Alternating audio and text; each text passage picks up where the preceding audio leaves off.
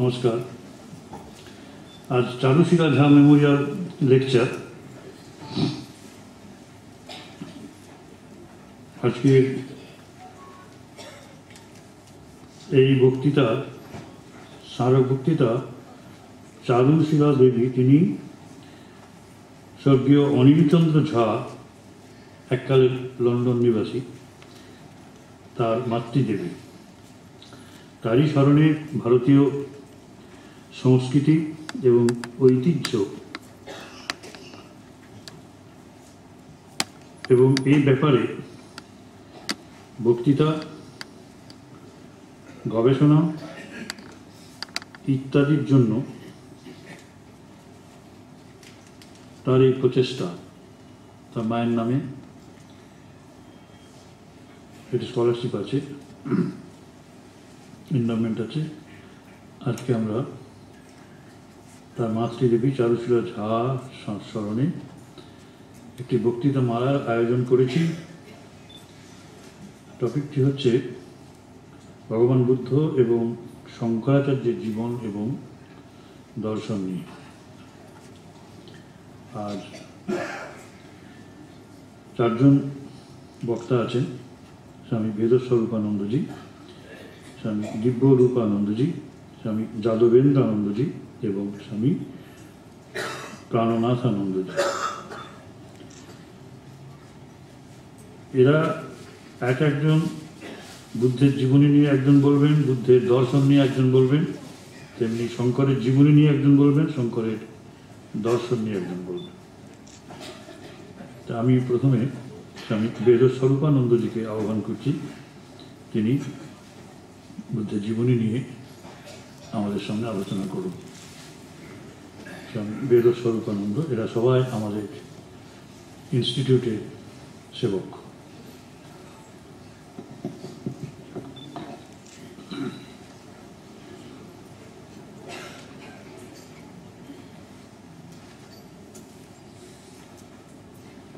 ओम नमो भगवते श्रीरामकृष्ण।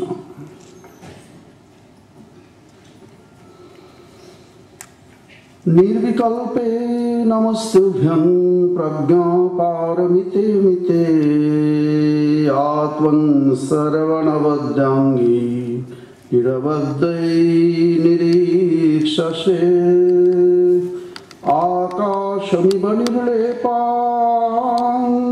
निष्प्रपञ्चां निरक्षरां यस्वां पश्यति भावेन सपश्यति तथागतम्।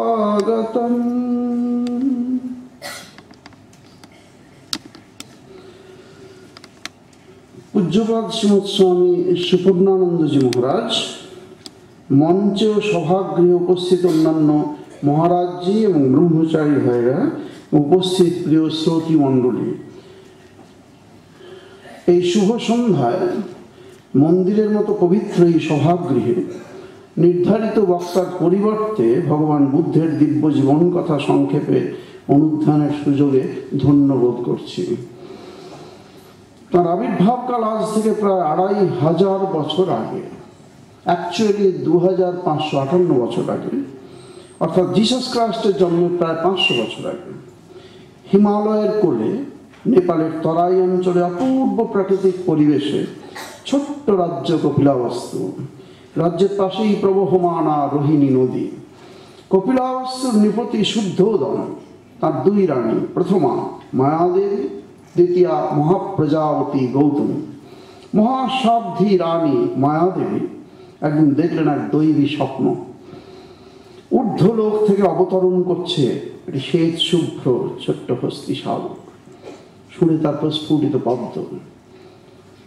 অবতরণ করেই সে মায়াদেবীর শরীরে মিলিয়ে গেল। কি সুন্দর স্বপ্ন, তাই না? মানুষ কত স্বপ্ন দেখে, কিন্তু এ কি শুধু স্বপ্নই? না, স্বপ্নের কথা জেনে মহারাজ আহ্বান করলেন দৈবজ্ঞদের। তারা জানালেন মহা সৌভাগ্যের কথা। বললেন, মহারাজ, এই মহান শাক্য বংশে মহাপুরুষ জন্মাবেন, এ তারই পূর্বাভাস। যথাকালে মায়াদেবী বুঝলেন দেব শিশুর আগমন। মহারানী মায়াদেবী যাচ্ছেন দেবদহ উদ্দেশ্যে, সঙ্গে পরিজন পরিচারিকা প্রভৃতি আছেন। রাজরানী যাচ্ছেন, তিনি সন্তান সম্ভবা বলে যাচ্ছেন তার পিত্রালয় দেবদহে। পথিমধ্যে নামলেন, আশ্রয় নিলেন লতা গুল্ম পুষ্প শোভিত এক অপূর্ব উদ্যানে। জ্যোৎস্না বিধৌত বৈশাখী পূর্ণিমা তিথিতে জ্যোৎস্নারই মতো স্নিগ্ধ শুভ্র সৌন্দর্যার পবিত্রতা নিয়ে মায়াদেবীর কোলে আবির্ভূত হলেন যে দিব্য শিশুটি, তিনি পরবর্তীকালের মহামানব ভগবান বুদ্ধ। ধন্যা মায়াদেবী, ধন্য বৈশাখী পূর্ণিমা তিথি, ধন্যা লুম্বিনী উদ্যান। শোভাযাত্রা করে প্রাসাদে নিয়ে আসা হলো রাজমাতা মায়াদেবী ও নবকুমারকে। ত্রিকালজ্ঞ ঋষি অসিত দেখতে এলেন রাজকুমারকে। জটাভারে আনত ঋষি শিশুকে পর্যবেক্ষণ করলেন, করে অশ্রুসিক্ত নয়নে নতজানুহে প্রণাম করলেন শিশুকে। সকলে অবাক। ঋষি বললেন, এই শিশু সিদ্ধ মনোরথ হবে, মানুষকে দেখাবে মহামুক্তির আলোক পথ, তাই নাম হোক সিদ্ধার্থ। মাত্র 7 দিন পর মায়াদেবী মর্তলোক ত্যাগ করে যাত্রা করলেন অমৃত লোকে। শিশুটির পালনের দায়িত্বভার নিলেন দ্বিতীয় রানী মহাপ্রজাপতি গৌতমী। স্বনামের সঙ্গে মিলিয়ে শিশু দ্বিতীয় নাম রাখলেন গৌতম। কৈশোরেই বিভাসিত হল গৌতমের অনন্য সাধারণ প্রতিভা।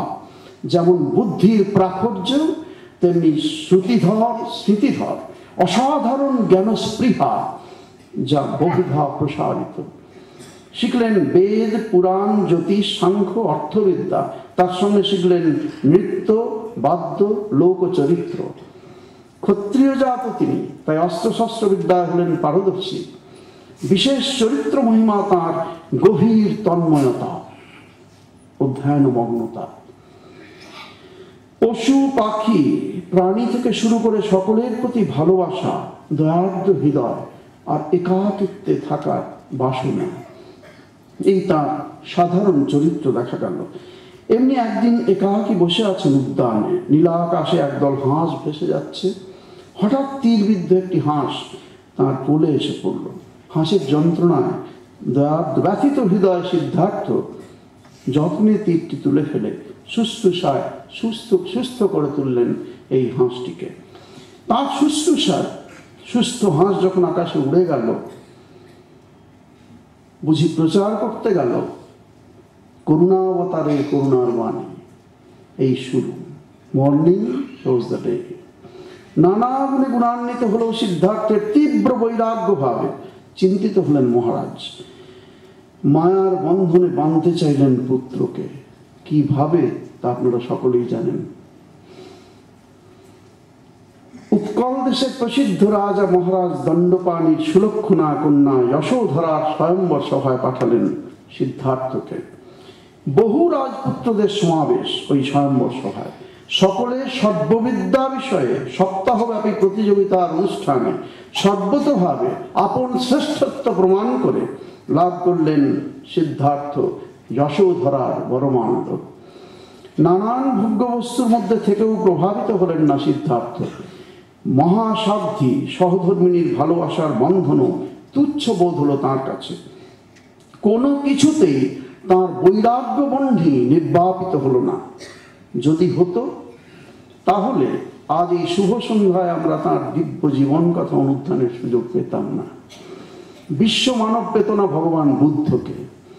বড়জোর একজন শ্রেষ্ঠ রাজা হিসেবে ইতিহাসের পৃষ্ঠায় তিনি থাকতেন। বিশেষ দিনে রাজকুমার সিদ্ধার্থকে রথে নিয়ে নগর পরিভ্রমণে গেলেন সারথী ছন্দক। মহারাজের নির্দেশ ছিল নগরবাসীরা যেন এমন কিছু সিদ্ধার্থের দৃষ্টিতে না আনেন যা সংসার তার মধ্যে সংসার বিতৃষ্ণা আনতে পারে। কিন্তু নিয়তি কেন বাধ্যতে, বৈরাগ্য বন্ধিত দীপ্তিমান সমুজ্জ্বল তার দৃষ্টি, তাঁর চোখ এড়াবে কে?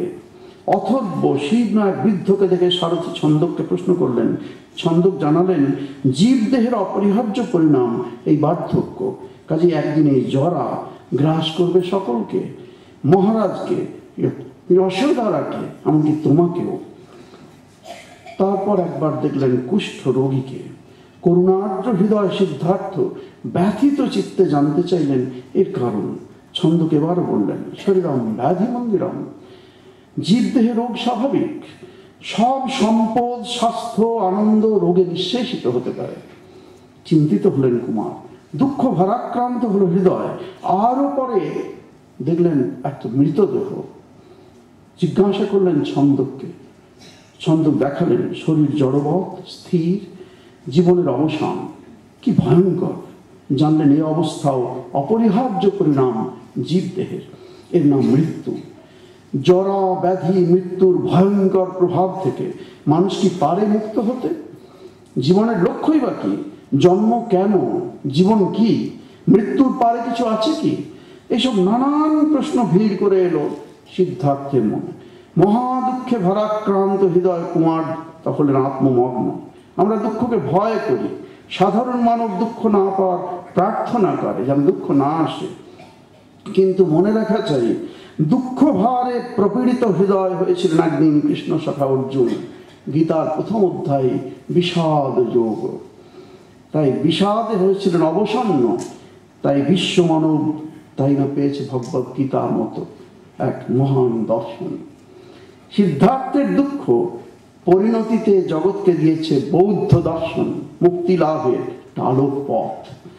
দয়ার্দ্র হৃদয় স্বামী বিবেকানন্দ জীবের দুঃখে কাতর হয়েছিলেন বলেই আজ আমাদের সামনে রামকৃষ্ণ মিশন সেবাব্রতের এক মহৎ প্রতিষ্ঠান। শেষবার সিদ্ধার্থ যা দেখলেন তা তার দুঃখ ভারাক্রান্ত হৃদয়ে মননশীল মস্তিষ্কে নতুন দিগন্তের আবরণ উন্মোচন করল। কি দেখলেন? কুমার দেখলেন মুণ্ডিত মস্তক, মাধুর্যমণ্ডিত গৈরিক বসন, শান্ত সৌম্য দর্শন এক সন্ন্যাসকে। কুমারের জিজ্ঞাসার উত্তরে ছন্দক জানালেন, ইনি ভিক্ষু। কামনা বাসনা সব আকাঙ্ক্ষা আর রাগ দ্বেষ সম্যক রূপে ত্যাগ করে ইনি ভিক্ষান্নে জীবন ধারণ করেন। গভীর চিন্তনে মননে ধ্যানে সিদ্ধার্থ খুঁজে পেলেন পথ। রাজৈশ্বর্য রাজত্ব স্ত্রী যশোধরা শিশুপুত্র রাহুলের মায়া কাটিয়ে একদিন ত্যাগ করলেন মায়ার সংসার। রাজপুত্র সিদ্ধার্থ হাতে নিলেন ভিক্ষাপাত্র। সৌম্য মূর্তি তাঁর শুরু হলো পথ চলা। চললেন উদ্দেশ্য সত্যানুসন্ধান। তরাই ছাড়িয়ে চললেন বিভিন্ন জায়গায়, বর্তমান বিহারের পথে, শ্রাবস্তি রাজগৃহ, পরে নৈরঞ্জনা নদী তীরে, নির্জন রুবিল্য গ্রামে, উপকণ্ঠে, বর্তমানে বোধগয়ার কাছে এলেন নদী তীরে, বসলেন তপস্যায়। স্বামী বিবেকানন্দ বলছেন, এমন কিছুই নেই যা তপস্যার দ্বারা পাওয়া যায় না। প্রতিজ্ঞাবদ্ধ হলেন সিদ্ধার্থ, ইহা আসনে শিষ্যতুমে শরীরম তগস্থি মাংসং প্রলয়ঞ্চ জাতু অপ্রাপ্য বোধি বহুকল্প দুর্লভং নৈবাত্মা কায়ম চলিষ্যতে। এই আসনে আমার শরীর শুষ্ক হোক, ত্বক অস্থি মাংস হাড় লুপ্ত হয়ে যায়, তথাপি বহুকল্প দুর্লভ বোধি বা জ্ঞান লাভ না করে এই আসন যেন আমি পরিত্যাগ করব না। জন্ম জন্মান্তরের বন্ধন কাটিয়ে মহামায়ার মহাজাল ছিন্ন করে পরম সত্যের দুয়ার উন্মোচন করতে চাই তপস্যা। শরীর মনকে কষ্ট দেওয়া, এই মহৎ উদ্দেশ্যে শরীর মনকে কষ্ট দেওয়ার নামই হলো তপস্যা। স্বামীজি বলছেন, সন্ন্যাসীর জীবন অন্তঃপ্রকৃতির সঙ্গে একটা তুমুল সংগ্রাম। অজস্র বাধা বিপত্তির মধ্যেও বিচলিত হলেন না গৌতম। চরম নিষ্ঠা পরম আন্তরিকতা নিয়ে এগিয়ে চললেন অন্তরের গভীর থেকে গভীরতম প্রদেশে। ধ্যানের মাধ্যমে জ্যোতিষ সমুদ্রের সন্ধানে প্রচন্ড কঠোরতায় একসময় তার শরীর হলো অস্থি চর্মসার। তপস্যার জন্য যে শক্তি দরকার, শরীর দিয়েই সত্য লাভ করতে হবে। ঠিক সেই সন্ধিক্ষণে অভিজাত পরিবারের এক শ্রেষ্ঠী কন্যা তাকে নিবেদন করলেন পরমান্ন। গ্রহণ করলেন গৌতম। শরীরে বল লাভ করে বুঝলেন অত্যন্ত কঠোরতায় শরীর তপস্যার শক্তিও হারায়, তাই মধ্যম পন্থা, পালি ভাষায় মধ্যপন্থা অবলম্বনীয়। ধন্যা সুজাতা, কি এক সুক্ষণে সাধু সেবার দুর্লভ সুযোগ লাভ করে ভগবানের জীবনলীলার সঙ্গে অমর হয়ে রইলেন। একদিন হৃদয়ের সব সংশয়ের অবসান ঘটিয়ে বৈরাগ্য বহ্নিতে মায়া মোহের নিঃশেষে বিনাশ করে তপস্যার প্রভাবে প্রজ্ঞালোকে উদ্ভাসিত হল গৌতমের হৃদয়। পরম জ্ঞান বা বোধি লাভ করে গৌতম হলেন বুদ্ধ। আবিষ্কার করলেন সত্য। নানাভাবে তার তিনি ব্যাখ্যা করেছেন জগতে দুঃখ আছে, দুঃখের কারণ আছে, দুঃখ নিবৃত্তির উপায় আছে এবং দুঃখ নিবৃত্তি সম্ভব। দুঃখের আত্যন্তিক নিবৃত্তি পরম সুখ এবং তাই নির্বাণ। নির্বাণ সকলেই লাভ করতে পারে, জাতি বর্ণ যে কোনো কিছু নির্বিশেষে সকলেই নির্বাণ লাভে সমর্থ হতে পারেন। যা এই অধ্যাত্ম অনুভবের বিরলতম অনুভূতি লাভ করে বুদ্ধ ব্যাকুল হলেন আত্মপীড়িত সংসার তাপদগ্ধ মানবের মধ্যে শান্তিবাহী সিঞ্চনের জন্য। তাই আত্মমুক্তির আনন্দে তৃপ্ত না থেকে বহুজন হিতায় বহুজন সুখায় আত্মনিবেদন করলেন প্রচার কর্মে। এগিয়ে চললেন আবার। প্রথমে গেলেন মৃগদাব, বর্তমান সারনাথে, প্রতিষ্ঠা করলেন ধর্মচক্র। জগতের ইতিহাসে প্রথম স্থাপিত হলো সন্ন্যাসী সংঘ। ফুল ফুটলেই ভ্রমর এসে জোটে। বহু বিদগ্ধ পণ্ডিত, আদর্শে নিবেদিত প্রাণ বহু যুবক তাঁর শিষ্যত্ব গ্রহণ করলেন। ধর্মসংঘের ভাগ দিতে চাইলেন তারপর বুদ্ধ তাঁর শিষ্যদের হাতে। দুই ভিক্ষু সারিপুত্র মৌদ্গল্যায়নের হাতে ধর্মসংঘের ভাগ অর্পণ করে নিশ্চিন্ত হলেন বুদ্ধ।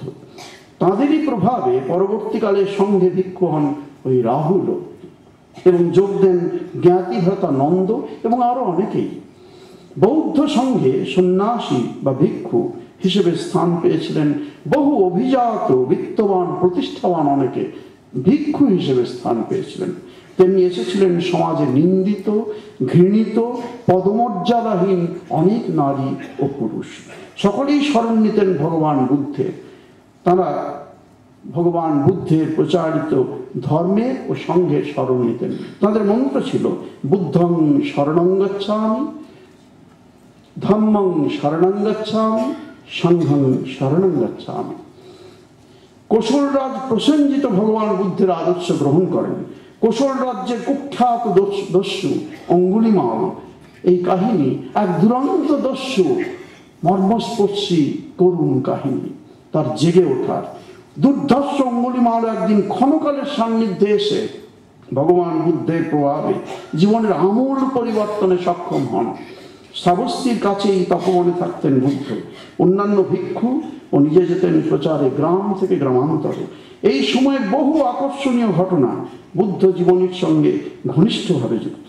সেসব ঘটনায় আছে আম্রপালি, কৃষা গৌতমী, সুদাম মালি, সুন্দর প্রভৃতি অনেকেই। ভগবান বুদ্ধ উপদেশ দেন অষ্টাঙ্গিক মার্গ অনুসরণে। সাধারণ মানুষকে সাধন হিসেবে তাই তিনি অনুসরণ করতে বলতেন। এই আদর্শ এবং দর্শন সম্বন্ধে একটু পরেই আপনারা আরেক ভাইয়ের কাছে শুনবেন। অষ্টাঙ্গিক মার্গ সংক্ষেপে সম্যক দৃষ্টি, সম্যক সংকল্প, সম্যক বাক্য, সম্যক কর্মান্ত, সম্যক আজীব, সম্যক ব্যায়াম, সম্যক স্মৃতি, সম্যক সমাধি। প্রচলিত পালি ভাষায় বুদ্ধ উপদেশ দেন। উপদেশগুলি সুত্ত পিটক, ধম্ম পিটক, অভিধম্ম পিটক নামে পরিচিত। এইগুলিকে একত্রে বলে ত্রিপিটক। দীর্ঘ জীবনে বহু জনের কল্যাণে কঠোর পরিশ্রম করে ও প্রচার পর্ব শেষ করে নশ্বর দেহ পরিত্যাগ করার বাসনায় বুদ্ধ গেলেন কুশীনগরে। তারপর মহাপরিনির্বাণ মঞ্চে শয়ন করলেন তিনি। বললেন এই তাঁর শেষ শয্যা গ্রহণ। প্রিয় শিষ্য আনন্দকে বললেন তাঁর প্রচারিত আদর্শের মূল কথাগুলি। আনন্দ অত্যন্ত স্মৃতিধর ছিলেন। তার জন্য আমরা পেয়েছি, জগৎ পেয়েছে ভগবান বুদ্ধের অনেক বাণী। বললেন অনিত্য দেহের বিনাশে শোক না করার জন্য। আনন্দ কাঁদছিলেন, তাকে বারণ করলেন, কারণ তিনি অনন্ত জীবনে প্রবেশ করেছেন। বুদ্ধ জানালেন 80 বছর বয়সে কুশীনগরে মহাপরিনির্বাণ লাভ করলেন ভগবান বুদ্ধ। আশ্চর্য, বৈশাখী পূর্ণিমায় লুম্বিনী উদ্যানে পৃথিবীর আলো প্রথম দর্শন করেছিলেন তিনি।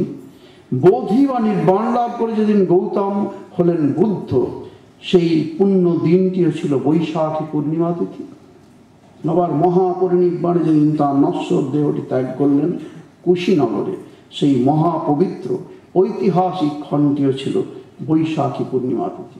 তাই এই পবিত্র তিথিটিকে বলা হয় থ্রাইস ব্লেসেড ডে, 3 ভাবে পবিত্র দিন। এই তিথিটি বুদ্ধ পূর্ণিমা নামে আজ জগতে পরিচিত। ভগবান বুদ্ধ এক বিশাল আলোক স্তম্ভ। এত সহস্র বর্ষ পেরিয়েও 2500 বছর আগে তিনি এসেছেন, পৃথিবীতে বিচরণ করেছেন, ছিলেন। তাঁর দিব্য জীবন অমৃতবাণী আজও বিশ্ব মানবকে দেখাচ্ছে শান্তি, মৈত্রী, অহিংসার পথ। তাঁর উপদেশগুলি এই নানাভাবে বিধৃত আছে। একটি উপদেশ, আত্মদীপ ভব, প্রদীপ হয়ে নিজে জ্বলে ওঠো, তারপর জ্ঞানালোকে তোমার জীবন হবে উদ্ভাসিত, তারপর তোমার মাধ্যমে জ্বলবে অসংখ্য প্রদীপ। আসুন এই মহামানবের পূর্ণ জীবন কথা অনুধ্যানকালে তাকে জানাই আমাদের সহস্র প্রণতি। শোক সাগর কান্তারে জ্ঞান শ্রেষ্ঠ স্বরূপক নমোস্তু অধিশক্তায় সম্বুদ্ধায় নমো নমঃ। ওম শ্রী রামকৃষ্ণার্পণমস্তু। ধৈর্যশীল শ্রোতৃমণ্ডলীকে ধন্যবাদ, নমস্কার।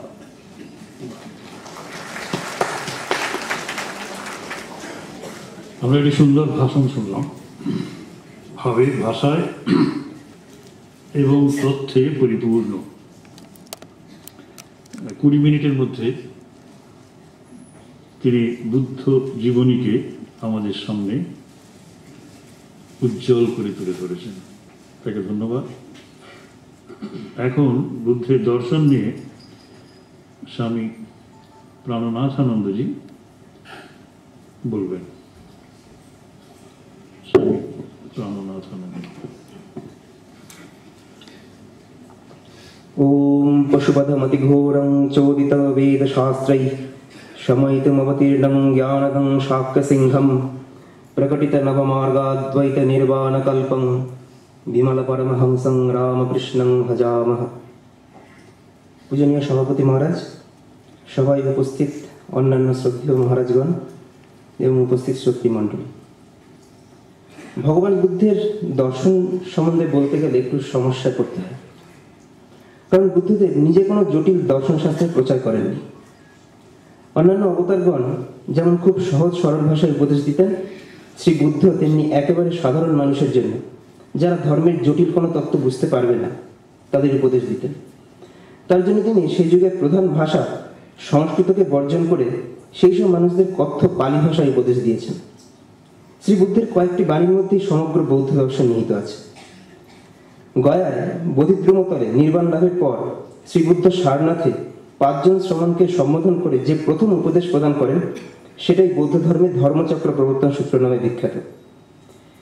সেই উপদেশের সারমর্ম হল শান্তি ও নির্বাণ মুক্তি লাভের জন্য প্রব্রজ্জা গ্রহণকারীগণের 2টি চরমপন্থা পরিত্যাগ করে মধ্যপন্থা অবলম্বন করা কর্তব্য। 2টি চরমপন্থার একটি হল ইন্দ্রিয় সুখের পথ এবং অপরটি হল অনর্থক কঠোর তপস্যায় শরীর শোষণের পথ। ভগবান বুদ্ধ যে মধ্যপন্থার কথা বললেন তাই হলো আর্য অষ্টাঙ্গিক মার্গ। তিনি শিষ্যগণকে 4টে আর্য সত্যের কথা বললেন। প্রথম আর্য সত্য হলো সংসারে দুঃখ আছে, দুঃখ একটি আর্য সত্য। জন্ম দুঃখকর, জরা দুঃখকর, মৃত্যু দুঃখকর। দ্বিতীয় আর্য সত্য, সেই দুঃখের একটি কারণ আছে, তৃষ্ণা বা তন্হা, বিষয়ের প্রতি বাসনাই হলো দুঃখের কারণ। সেই দুঃখের নিবৃত্তি হয়, এটি তৃতীয় আর্য সত্য। তৃষ্ণা সম্পূর্ণ বিনাশেই দুঃখের নিরোধ হয়। সেই দুঃখ নিবৃত্তি বৌদ্ধ ধর্মের চরম লক্ষ্য, এটি হলো নির্বাণ।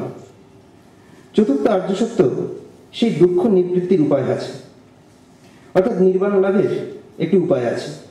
সেই উপায় হলো একটি আদর্শ আচরণ রীতি, তার 8টি অঙ্গ, তাকে বলা হয় অষ্টাঙ্গিক মার্গ।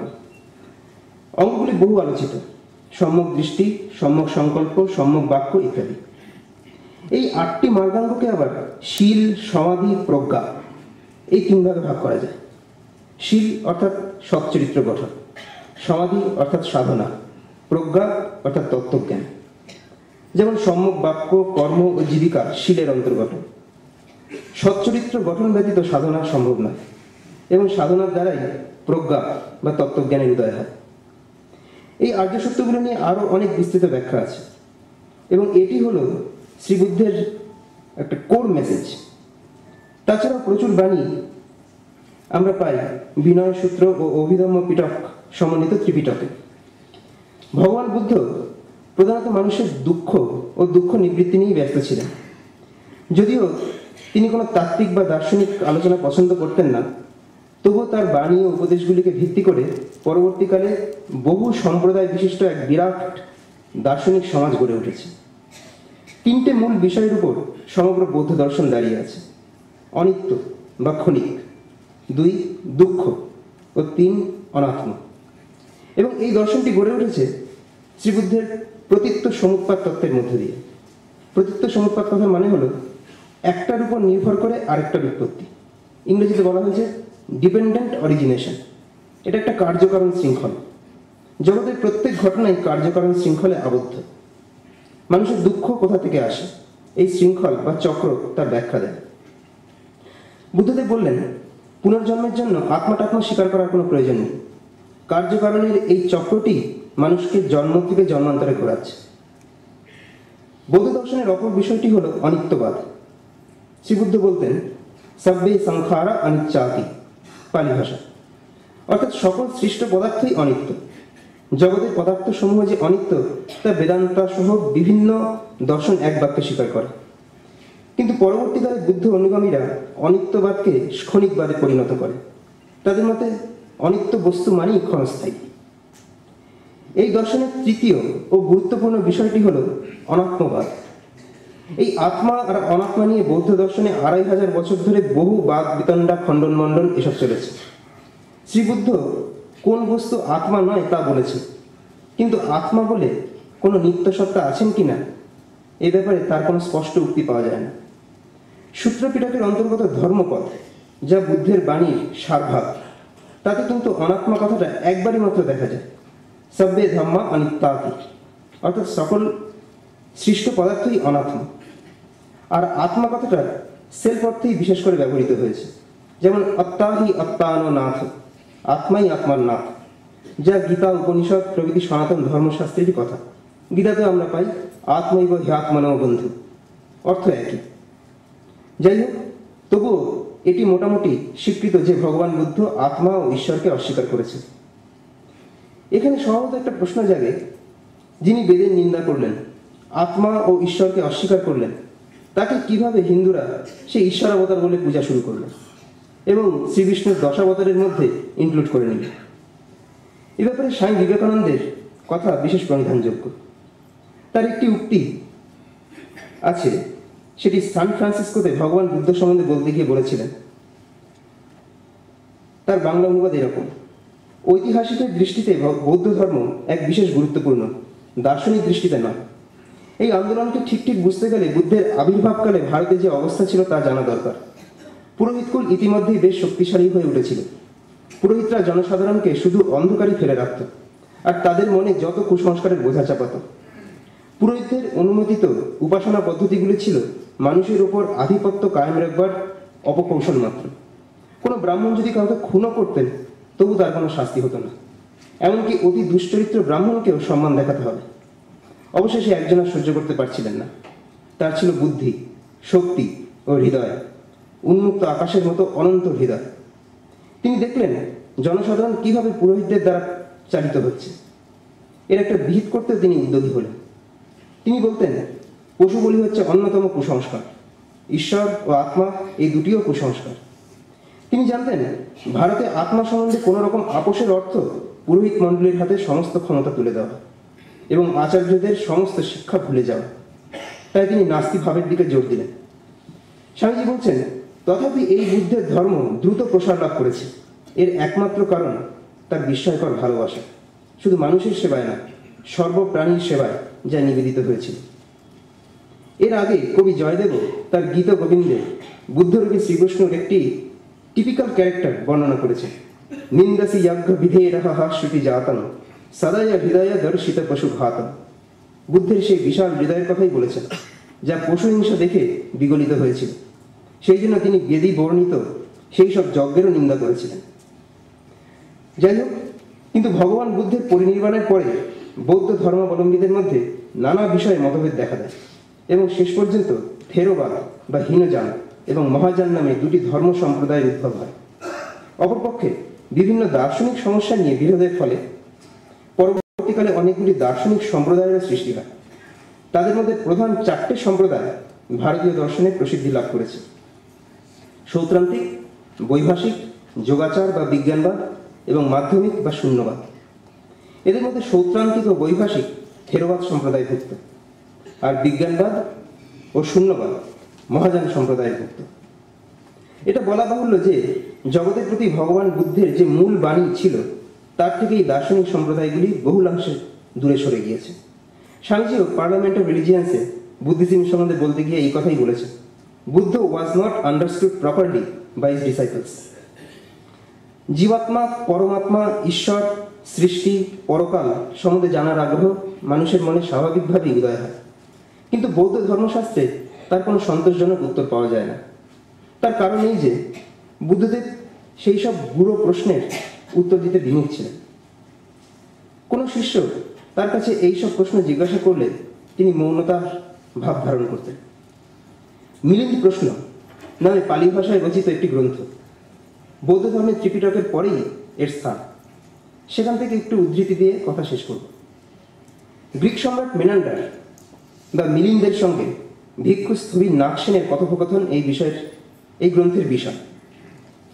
একবার ভিক্ষু মালুঙ্খপুত্র নামে বুদ্ধের এক শিষ্য যখন জীবাত্মা, পরকাল, সৃষ্টি, পরমাত্মা, ঈশ্বর এইসব তত্ত্ব জানবার জন্য শ্রী বুদ্ধের কাছে প্রার্থনা করলেন, তখন বুদ্ধদেব বললেন, হে মালুঙ্খপুত্র, আমি কি তোমাকে কখনো এমন বচন দিয়েছিলাম যে তুমি আমার শিষ্য হও?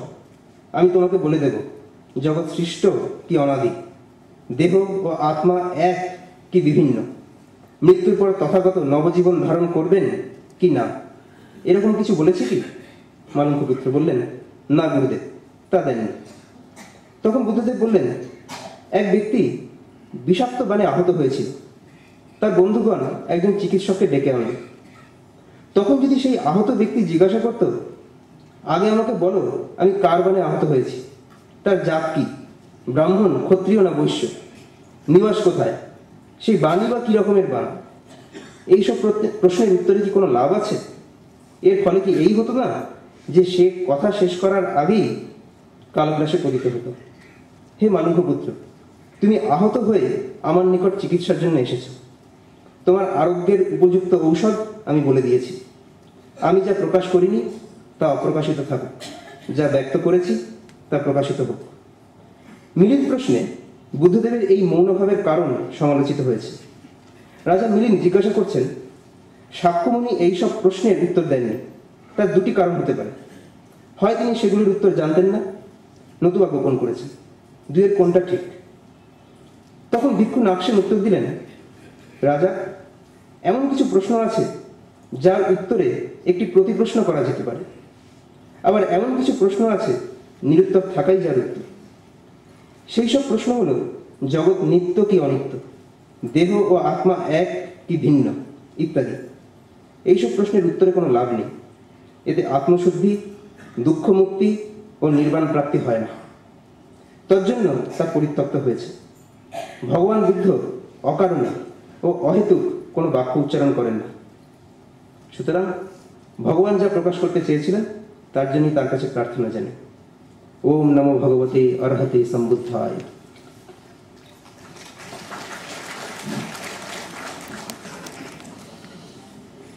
প্রাণনাথানন্দজি খুব সংক্ষেপে আমাদের সামনে বৌদ্ধ দর্শন, থেরাবাদ এবং মহাযান এই তত্ত্ব তুলে ধরেছেন। থেরাবাদের মধ্যে আছে সৌতান্ত্রিক বৈভাষিক মতবাদ, আর মহাযান থেরাবাদ মানে স্থবির, মানে এরা হচ্ছে অর্থোডক্স বুদ্ধিস্ট। মহাযান এরা ইনলাইটেন্ড, বিজ্ঞানবাদ, শূন্যবাদ।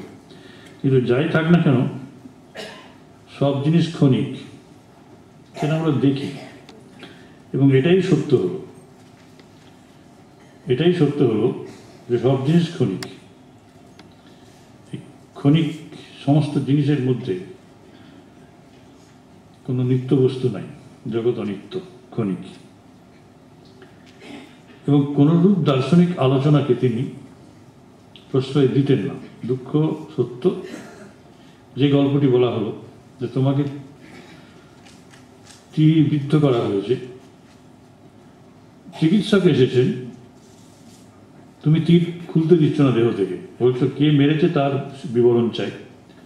আবার তীরটা কিভাবে তৈরি হয়েছে, সমস্ত কিছু, লোহা দিয়ে না অন্য কিছু দিয়ে, আমাকে সব ডিটেলস বলো, তবে আমি তীর খুলতে দেব। যে মরণাপন্ন ব্যক্তির এইরকম যে প্রশ্ন, এগুলোকেই তিনি বলছেন যে আমরা জীব এইরকম তীরবিদ্ধ অবস্থায় রয়েছে, যন্ত্রণা কাতর, এবং সেই যন্ত্রণার লাঘব করার জন্যই ধর্মজীবন। তার জন্য দর্শন আমাদের কিছু করতে পারে না, দার্শনিক আলোচনা আমাদের আরো ব্যথিত করে, আমাদের প্রায় নিহত করে। কত সুন্দর করে বললেন। একটা কথা স্বামীজি আমাদের শোনালেন, প্রাণানন্দানন্দজি আমাদের শোনালেন স্বামীজির কথা। একদিকে তিনি যজ্ঞ পুরোহিত কর্মকাণ্ডের নিন্দা করলেন এবং সেগুলো যাতে তার প্রচারিত ধর্মে না আসে তার ব্যবস্থা করলেন। আর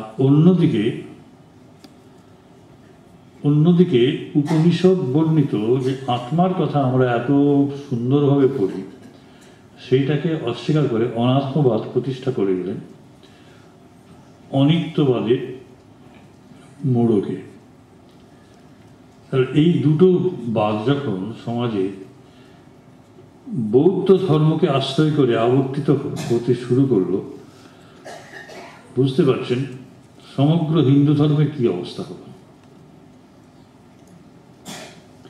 শঙ্করাচার্যের উপর ভাষণ দিতে গিয়ে স্বামী বিবেকানন্দ প্রথমেই কিন্তু এই বৌদ্ধ ধর্মের ভেতরের কথাটি সুন্দর করে বলে দিয়েছিলেন। আপনারা সেই শঙ্করাচার্যের উপর বক্তৃতাটা পড়বেন স্বামীজি, যে বৌদ্ধ ধর্ম কি করে দিয়েছে। পৃথিবীর থেকে সনাতন ধর্মকে, উপনিষদের ধর্মকে, মানে সেই নাড়ি কাটতে গিয়ে ছেলে কেটে দেওয়ার মতো অবস্থা, ছেলেকেই হত্যা করে দিলেন। তিনি কিছু সংস্কার করতে চেয়েছিলেন, কিন্তু তার ফলে হলোটা কি, উপনিষদের ধর্ম, বৈদিক ধর্ম নিশ্চিহ্ন হয়ে যাচ্ছিল, নিশ্চিহ্ন হয়ে যাচ্ছিল। কারণ বুদ্ধের ধর্ম ছিল আচরণের ধর্ম, সৎ জীবনযাপন করো, সৎভাবে আজীব, সম্যক আজীব, সুন্দরভাবে তোমার জীবিকাটা যেন, পেশাটা যেন খুব সুন্দর হয়, সংকল্প যেন সুন্দর হয়। খুব ভালো জিনিস, খুব ভালো জিনিস। কিন্তু যে দার্শনিক ভিত্তিটা তিনি দিয়ে গেলেন, সেটা কিন্তু উপনিষদের আলোকে, উপনিষদেরই তত্ত্ব। জগতের বিশ্লেষণে অনাত্ম তত্ত্বই উপনিষদ করে গেছেন এবং তার কাছে সেটাই সত্য হয়ে গেল, অনাত্ম তত্ত্ব প্রতিষ্ঠিত হলো। এইটুকু মনে রাখবেন।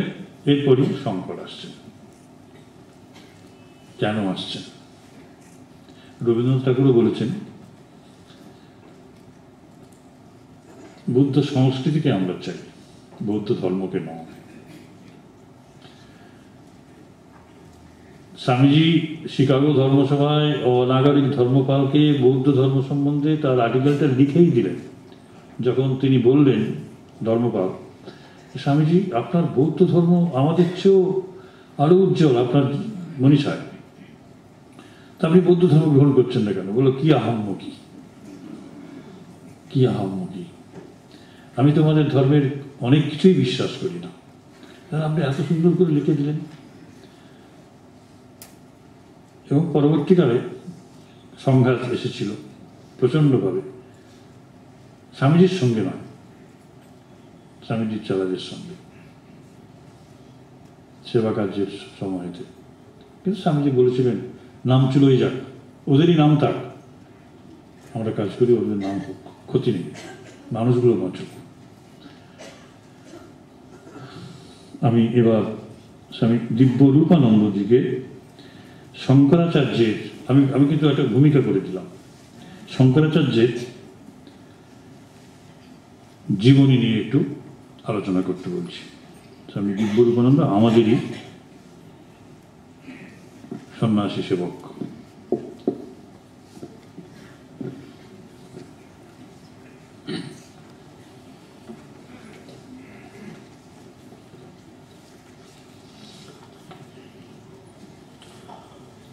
ॐ यश्छन्दसा वृषभो विश्वरूपः छन्दोभ्यो यमिता शम्भुव शमेन्द्रो मेधया स्पिनोतु अमितस्य देवधारणो भूयाशं शरीरं मे विचर्षणं जिह्वा मे मधुमत्तमा कर्णाभ्यां भूरिविश्वं ब्रह्मणो कोशोऽसि मेधया पीतः श्रुतं मे गोपाय।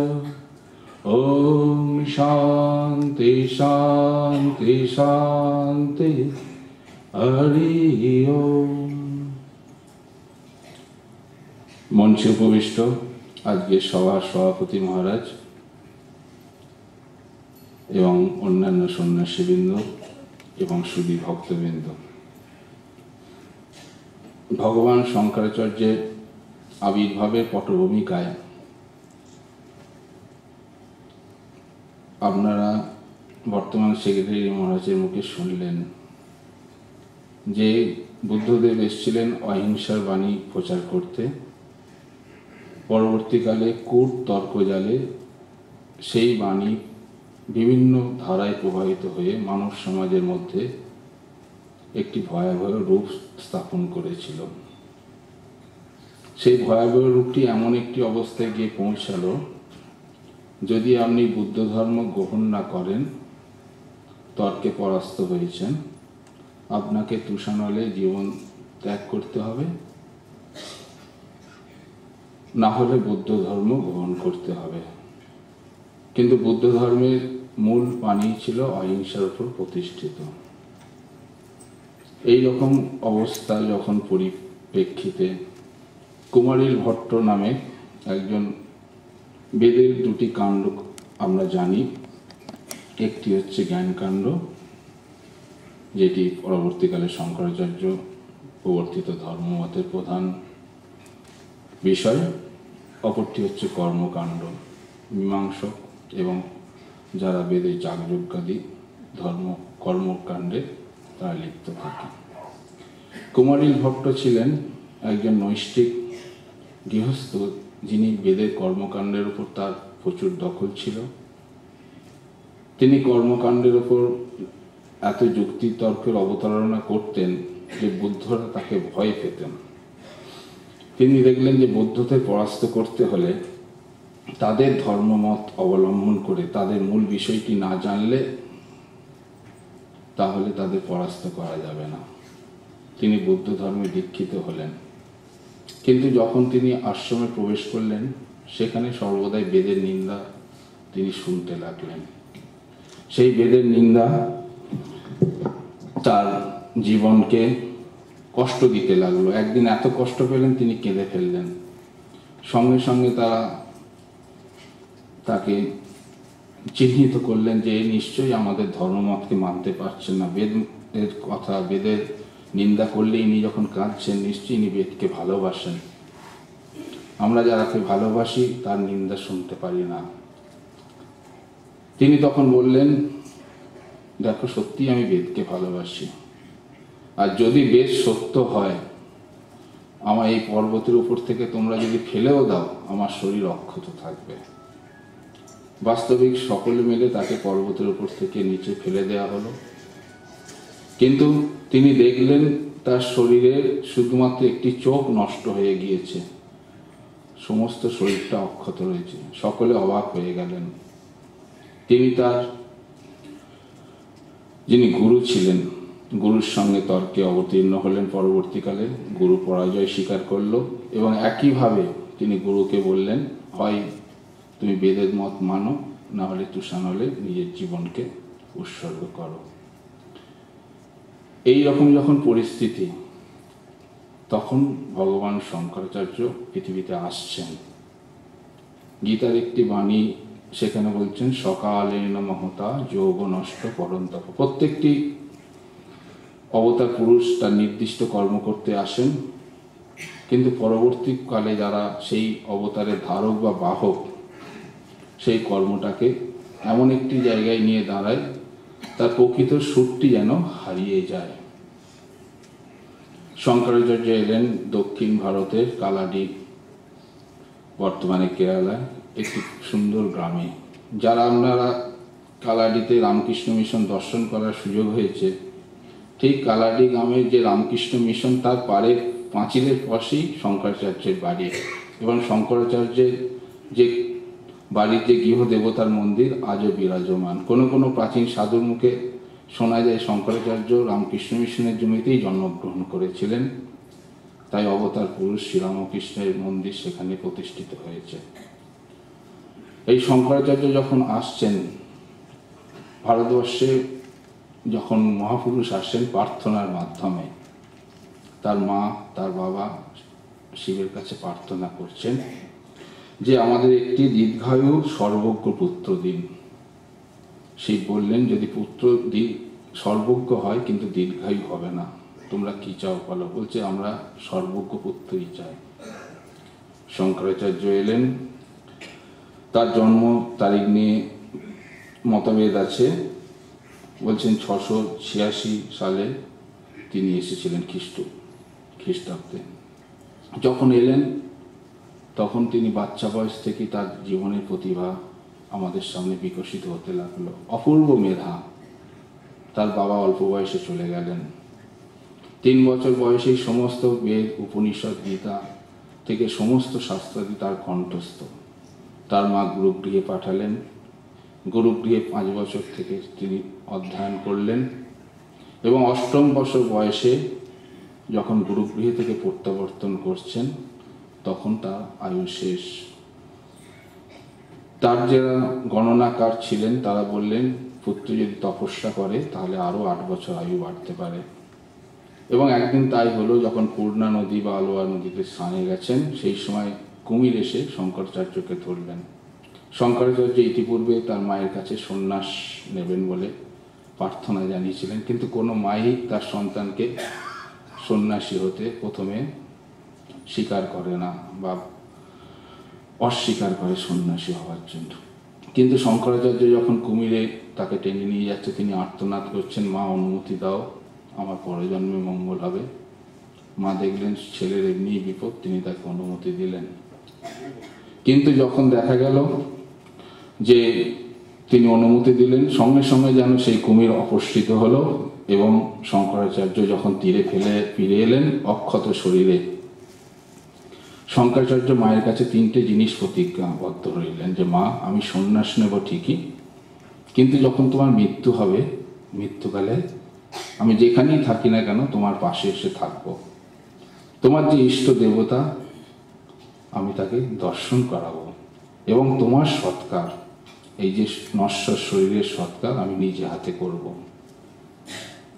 বা মাকে প্রণাম জানিয়ে তিনি উপযুক্ত গুরুর জন্য তিনি চললেন সেই নর্মদার তীর। একটি 8 বছরের বালক, কল্পনার চক্ষে দেখুন, ফুটফুটে বালক, তিনি যাচ্ছেন সেই কেরল প্রদেশ থেকে যাচ্ছেন অমরকণ্ঠ নর্মদায়।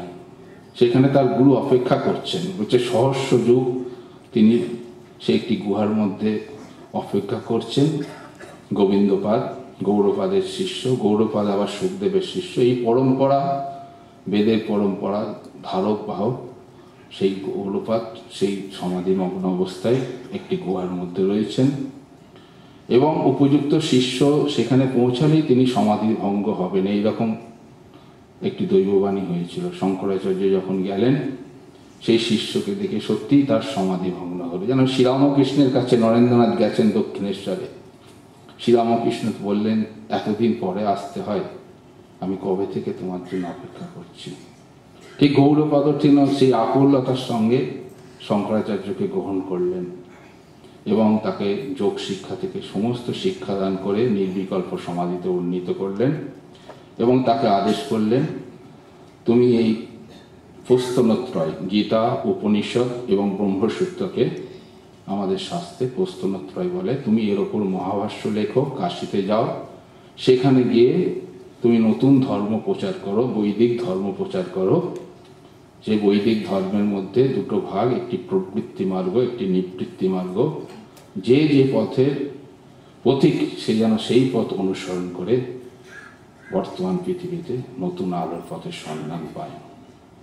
তিনি চললেন বেনারসে এবং তিনি অদ্বৈত বেদান্তে চরম সেই নির্বিকল্প সমাধিতে বুদ্ধিত হয়েছেন, জগৎকে নতুনভাবে দেখছেন।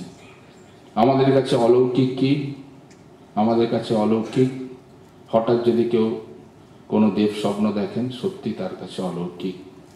কিন্তু যারা সেই ভূমিতে থাকে তাদের কাছে জগৎটা অলৌকিক বলে মনে হবে, কারণ সেই সত্যটা তার কাছে সর্বদা সর্বক্ষণ প্রতিভাত হচ্ছে। শঙ্করাচার্য যখন বেনারসে এলেন, শুধু পণ্ডিত সমাজ নয়, সাধু সমাজ তার দর্শনে, তার দেখছেন সিংহতুল্য তার তেজ, অথচ শান্ত বালক। একদিকে তার প্রচুর প্রগাঢ় পাণ্ডিত্য, অপরদিকে বিনম্র শ্রদ্ধার ভাব। সকলে তার শিষ্যত্ব গ্রহণ করছেন, সকলে তার কাছ থেকে নতুন বেদকে শুনতে চাইছেন এবং একে একে বহু শিষ্য তার সম্প্রদায়ভুক্ত হলো। তিনি দেখলেন সেইখানেই একজন এলেন, সনন্দন বলে মহীশূর থেকে একজন শিষ্য। তাকে তিনি খুব ভালোবাসতেন এবং সনন্দন পরবর্তীকালে গুরু সেবার মাধ্যমে গুরুর কাছ থেকে এমন অলৌকিক শক্তি লাভ করেছিলেন যে অলকানন্দা নদীর ওপারে আছেন, তিনি তাকে ডাকছেন সনন্দন। তিনি যখন আসছেন তিনি ভুলে গেছেন যে আমি কোথায় আছি। তিনি যখন সেই নদীর ওপর দিয়ে হাঁটছেন, প্রত্যেকটি হাঁটার সঙ্গে সঙ্গে এক একটি পদ্ম তার পা থেকে ফুলে উঠছে, তাই তাকে পদ্মপাদ রূপে আখ্যা দিচ্ছেন। শঙ্করাচার্য দেখলেন যে কাশীতে এত লোকের সমাবেশের মধ্যে এই তার যে নির্দিষ্ট কার্য ভাষ্য রচনা হবে না। তিনি সেখান থেকে চলে গেলেন বদ্রিকা আশ্রম, বদ্রীনাথ থেকে নিয়ে গিয়ে তিনি মহাভাষ্য রচনা করলেন। মহাভাষ্য রচনা করলে যখন ফিরে এলেন, তখন আর এক শঙ্করাচার্য। সকল পণ্ডিত সমাজ, সাধু সমাজ তার কাছ থেকে নতুন নতুন শিখছে এবং বৈদিক ধর্ম আবার পুনঃপ্রতিষ্ঠিত করছে। বৌদ্ধ ধর্মকে তিনি তর্কজালে পরাস্ত করছেন। ঠিক সেই সময় বেদব্যাস তার কাছে এলেন, একজন প্রাচীন সাধু বেশ করে। বেদব্যাসের সঙ্গে যখন তিনি তার ব্রহ্মসূত্র নিয়ে আলোচনা করছেন, একদিন, দুদিন, 3 দিন, দেখছেন দুজনই সমান পণ্ডিত, একের প্রশ্ন অপর খণ্ডন করছে, অপরের প্রশ্ন সুন্দরভাবে উত্তর দিচ্ছে। সকল সাধু সমাজ, পণ্ডিত সমাজ দেখে অবাক হয়ে যাচ্ছে, এদের তর্কের শেষ নয়। এইরকম যখন 7 দিন অতিক্রান্ত হলো, 8ম দিনে শঙ্করাচার্যের যে প্রিয় সেবক পদ্মপাদ বললেন যে ইনি সাধারণ ব্যক্তি নয়, স্বয়ং বেদব্যাসই আপনার কাছে এসেছেন। এই বেদব্যাস যখন বললেন যে হ্যাঁ, আমি সেই বেদব্যাস, তোমার এই ভাষ্য রচনায় মুগ্ধ হয়েছি। তুমি যদি এই ভাষ্য রচনা নিজের এই গণ্ডিবদ্ধর মধ্যে আবদ্ধ রাখো, তাহলে এটি প্রভাব প্রচার থাকবে না, তুমি এটি সারা দেশে প্রচার করো। শঙ্করাচার্য বললেন যে আমার আয়ু তো শেষ, আমি 16 বছরে পদার্পণ করেছি, আমি এই কাশীতে দেহত্যাগের সংকল্প নিয়ে এসেছি। বলছেন তোমার এই প্রচার কার্যের জন্য আমি আরও 16 বছর তোমার আয়ু বর্ধিত করলাম। পরবর্তীকালে সেই শঙ্করাচার্য বিভিন্ন প্রান্তে ভারতবর্ষে যাচ্ছেন, তার ধর্মকে প্রচার করছেন। বিভিন্ন রাজা, তখনকার দিনের একটি বড় বৈশিষ্ট্য ছিল, রাজা যে ধর্ম অবলম্বনী হবে, প্রজারাও সেই ধর্ম গ্রহণ করতে বাধ্য হবে। এবং শঙ্করাচার্য যখন নির্গুণ ব্রহ্মতত্ত্বে প্রতিষ্ঠিত হচ্ছেন, স্বয়ং বেনারসে স্বয়ং অন্নপূর্ণা মা তার কাছে আসছেন যে শুধু নির্গুণ ব্রহ্ম তত্ত্বে প্রতিষ্ঠিত হলে হবে না। কিভাবে আসছেন? তিনি দেখাচ্ছেন একটি শবকে নিয়ে একটি যুবতী শঙ্করাচার্যের পথ আগলে বসে আছেন। শঙ্করাচার্য শক্তিকে মানতেন না, একবার ব্রহ্মতত্ত্বে প্রতিষ্ঠিত হলে মায়ার রাজ্য ছেড়ে চলে যান।